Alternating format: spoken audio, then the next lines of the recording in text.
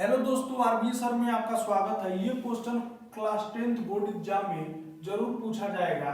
दिया है x minus 3y minus 7 equal to 0, 3x minus 3y minus 15 equal to 0।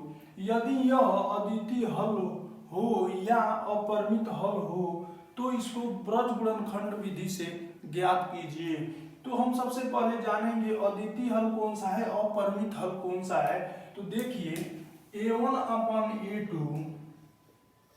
Equal to b1 upon b2 equal to c1 upon c2। यदि इस type का रहेगा, ये तीनों सेम रहेगा यानी बराबर रहेगा, तो ये अपरिमित हल होगा। क्या होगा? अपरिमित हल होगा। यदि a1 upon a2 not equal to b1 upon b2 not equal to c1 upon c2, यदि ये रहेगा तो आपका क्या होगा? अद्वितीय हल होगा। क्या होगा? अद्वितीय हल होगा। तो चलिए हम इसको सॉल्व करते हैं कि कैसे, क्या ये अपरिमित है या ये अद्वितीय हल है। तो देखिए इसको हल करने के लिए हम क्या करेंगे, सबसे पहले a1x plus b1y plus c1 equal to 0 और a2x plus b2y plus c2 equal to 0 पर तुलना करने पर। अब ये मत पूछना कि तुलना कैसे करते हैं, तो तुलना कैसे करते हैं वो भी आपको मैं सिखा दे रहा हूं, लेकिन तुलना करना आपको आना चाहिए क्योंकि अब आप क्लास 10th के स्टूडेंट हो गए हैं। तो चलिए हम तुलना कर कर दिखाते हैं। तो आपका इसमें a1 कौन सा है, b1 कौन सा है, c1 कौन सा है, a2 कौन सा है, b2 कौन सा है और c2 कौन सा है, मैं आपको बताऊंगा। तो देखिए a1 बराबर क्या हो जाएगा, x। यहाँ पे a1 x दिया है तो ये क्या हो जाएगा 1। यदि बस x लिखा हो तो 1 मानेंगे। और b1 क्या है इसमें माइनस का 3, क्या है माइनस का 3। और c1 क्या है आपका, c1 क्या है, c1 इक्वल टू माइनस का 7। ये आपका a1 b1 c1 हो गया। अब हम निकालेंगे a2 b2 c2। तो a2 बराबर क्या होगा 3 और c2 बराबर b2 बराबर क्या हो जाएगा b2 बराबर माइनस का 3 और c2 बराबर क्या होगा माइनस का 15। अब हम क्या करेंगे, इस सूत्र पर रख कर देखेंगे अद्वितीय हल है या अपरिमित हल है। तो इसको हम रखते हैं a1 a2 equal to b1 b2 equal to c1 c2 पर रखने पर। तो देखिए जब हम रखेंगे तो क्या होगा, ये हो जाएगा, देखिए a1 a2 यानी 1/3 equal to b1 b2 -3/3 equal to c1 c2 तो माइनस का 7/-15। अब देखिए इसमें तीनों समान है या तीनों समान नहीं है। तो देखिए 1/3 इक्वल टू -3/3 ये भी बराबर नहीं है, दोनों बराबर नहीं है, ये भी बराबर नहीं है। हम इसको क्या कहेंगे, यह अद्वितीय हल है। क्या कहेंगे, यह अद्वितीय हल है। तब हम क्या करेंगे, ब्रज गुणनखंड विधि से करेंगे। तो लिखिएगा ब्रज ब्रज विधि से करने पर, केवल लिखिएगा ब्रज विधि से करने पर, विधि से करने पर। तो ब्रज गुणनखंड विधि से करने के लिए आपको एक फार्मूला याद होना चाहिए, जो फार्मूला बहुत ही सिंपल और आसान है, जो आप जानते हो लेकिन दिमाग में नहीं रखते हो। तो दिमाग में कैसे रखोगे मैं आप लोग को बताऊंगा। तो ब्रज विधि का सूत्र देखो क्या होता है, यक्ष अपान क्या होता है, यक्ष upon B1 B2 C1 C2 equal to Y upon C1 C2। अब देखो B1 B2 C1 C2, फिर सामने क्या लिखना, C1 C2 A1 A2 equal to 1 upon A1 A2 B1 B2। याद करने का बहुत ही आसान तरीका है, एक शॉर्ट तरीका इसको क्या है, आप केवल ध्यान में रखिएगा B1 B2 को। किसको, B1 B2 B1 B2। तो है B1 B2 पहले लिख दिए, तो एक बार और लास्ट में B1 B2 लिख दीजिए। क्या कीजिए, B1 B2 तो लास्ट में B1 B2 है, बीचों में C1 C1 C2, फिर A1 A2 तो बस क्या मन पारिए B1 B2 और एक बार पहले एक बार लास्ट में।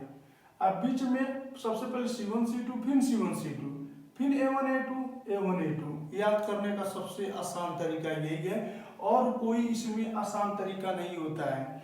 अब देखिए हम क्या करेंगे, इन सब का मान हम उठा के इसमें रख देंगे। तो इसमें B1 कौन है ये तो आपने जान गया, B1 कौन सा है, C1 कौन सा, A1 A2 B1 B2 C1 C2 सबका मान आप जानते ही हैं। तो इस पे रख दीजिए, रखिए, एकदम सिंपल तरीका। देखो रखेंगे तो क्या होगा, यक्ष अपान B1 क्या है, माइनस का 3, क्या माइनस का 3, और B2 क्या है, माइनस का 3, और C1 क्या है इसमें, C1 आपका क्या है इसमें, माइनस का 7, उसके बाद C2 क्या है, माइनस का 15 equal to Y upon C1 C2 तो माइनस का 7 और माइनस का 15, माइनस का 7 और माइनस का 15। उसके बाद देखो A1 A2 तो इसमें A1 A2 1 और 3, ठीक, equal to 1 upon A1 A2 तो 1 3, B1 B2 तो B1 B2 -3 हमने बताया था एक शुरू में, तो इस शुरू में जो है उसको लास्ट में लिख दीजिए, माइनस का 3। अब ये तिरछा मल्टीप्लाई होता है, ब्रज गुणनखंड विधि का यही नियम है, इसको हम तिरछा मल्टीप्लाई करते हैं। क्या करते हैं, तिरछा मल्टीप्लाई करते हैं। तो ये फार्मूला आप जान गए होंगे, और इसको इस तरफ कर लीजिएगा कि हमको इसको तिरछा मल्टीप्लाई करना है। कैसे करना है, तिरछा मल्टीप्लाई करना है, ठीक,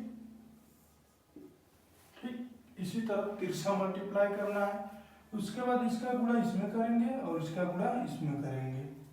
अब चलिए हम गुणा करते हैं, इसको हम मिटा देते हैं। तो देखिए यदि गुणा कीजिए एकदम आसान तरीके से, यक्ष अपान -3 इंटू -15, बीच में क्या रहता है, माइनस होता है। क्या होता है, माइनस होता है। देखिए हमने -3 लिखा और -15 लिख दिया, अब बीच में क्या होता है, माइनस होता है। उसके बाद फिर लिखेंगे माइनस का 3 इंटू माइनस का 7, क्या माइनस का 7 इक्वल टू Y अपन क्या हो जाएगा, -7 इंटू 3, अब बीच में माइनस लगा देंगे, माइनस का 15 इंटू 1 इक्वल टू क्या हो जाएगा, 1 अपन में क्या होगा, 1 इंटू -3, अब बीच में -3 इंटू -3, ठीक। अब क्या कीजिए, इन सब का मल्टीप्लाई कर दीजिए। -3 और -15 का जब गुणा करेंगे तो एक बार ध्यान में रखिएगा, माइनस का गुणा माइनस में होता है तो प्लस हो जाता है। तो ये देखो माइनस माइनस प्लस हो जाएगा। अब 15 का 3 में करेंगे तो 45 हो जाएगा। तो यक्ष पर कितना हो जाएगा, 45 माइनस -3 और -7, तो माइनस माइनस प्लस 7 के 21। ठीक, तो यक्स अपन क्या हो जाएगा 45 माइनस 21।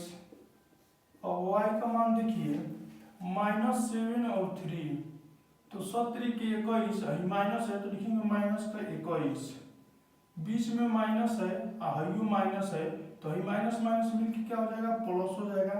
अब 15 का गुणा 1 में कर देंगे तो कितना हो जाएगा 15 हो जाएगा, इक्वल टू 1/। अब देखिए 1 का गुणा -3 में करेंगे तो -3 हो जाएगा, और माइनस हाई माइनस क्या हो जाएगा प्लस हो जाएगा, 3 को गुणा 3 में कर देंगे तो 9 हो जाएगा। ठीक, तो ये आपका निकल कर क्या आएगा यक्स अपान, जब 45 में से 21 को घटाएंगे तो 24 हो जाएगा। वाई अपान क्या हो जाएगा -21 में से 15 को घटा देंगे तो माइनस वाला चिन्ह बड़ा है, इसलिए सबसे पहले यहाँ माइनस लगा दीजिए। उसके बाद 21 में से 15 घटाएंगे तो 6 होगा, इक्वल टू, उसके बाद देखिए